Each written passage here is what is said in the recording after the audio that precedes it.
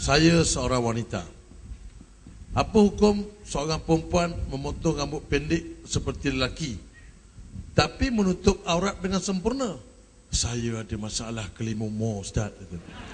Dia kata. Dia tulis tak? Dah semua.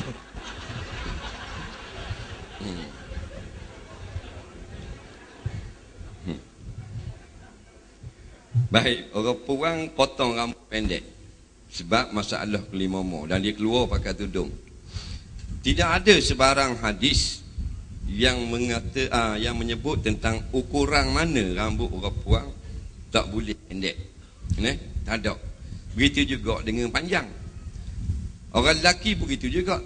Tak ada hadis yang sebut panjang mana haram, pendek mana tidak haram. Baik, kita balik pada orang perang. Ulama-ulama apabila tidak ada hadis yang menyebut ukuran secara tentu, maka mereka balik kepada hadis yang lebih umum. Itulah sebuah hadis Nabi SAW yang berbunyi la'anallah al-mutasyabbihina minar rijali bin nisa. Allah Ta'ala melaknat perempuan-perempuan yang menyerupakan diri dengan laki-laki yang menyerupakan diri dengan wanita, wal mutasyabbihati minan nisa birrijal, dan melaknat pula perempuan-perempuan menyerupakan diri dengan lelaki. Maka daripada hadis ini ulama-ulama mengharamkan perempuan dibuat rambut dia pendek lagu mana, berapa inci tak kira dengan inci, tapi bila orang tengok macam lelaki. Macam lelaki tak boleh. Kerana dalam hadis tersebut mutasyabbihat, maknanya macam. Jadi kalau pendek macam lelaki, hukumnya haram. Dan ni ada dah trend orang puang rambut pendek.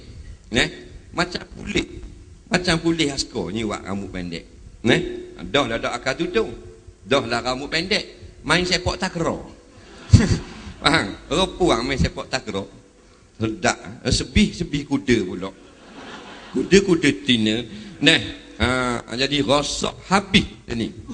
Gulung kat atas nek. Nampak? Empire tak jadi empire dah. Vampire tu.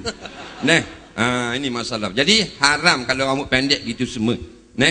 Kerana menyerupai laki-laki. Tapi kalau masalah penyakit, ini dipanggil masuk dalam bab darurah. Dia nak hilangkan penyakit. Kalau nak hilangkan penyakit, botok pun boleh orang puang. Contohnya kelimomo ni tak jadi apa, pendek pun jadi apa, tang minyak LDC pun tak jadi apa juga. Perah Hasan 5 gaul dengan minyak tak jadi apa juga. Motor sekali dibenarkan perempuan cukur botok. Padahal cukur botok ni haram kerana serupa dengan laki-laki. Haram tu dosa besar atas kalimah laknat. Dosa besar.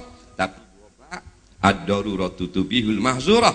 Bila keperluan tak ada pilihan, tubihul mahzurah, dia mengangkat hukum haram menjadi harus. Jadi boleh dicukur kepala botok untuk hilangkan kelimomo. Tidak ada masalah. Pasal atas jalan, kalau saja-saja buat trend rambut pendek macam lelaki, haram. Pendek dah tapi tak macam lelaki lagi, tidak haram.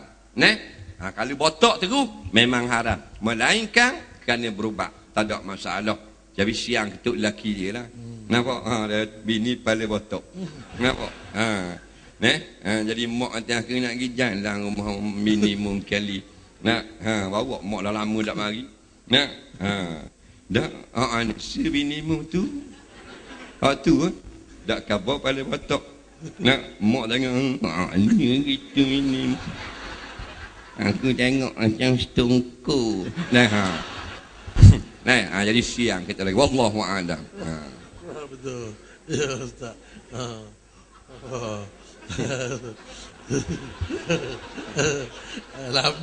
Lama tak suka Ustaz. Bukan dia orang tanya soalan ni, dia lama dia tanya ni, soalan lama dulu-dulu 3 bulan dulu ni, masalah dia sial. Kalau momo tak ada dah lah ni. Sial. Soalan nombor 5.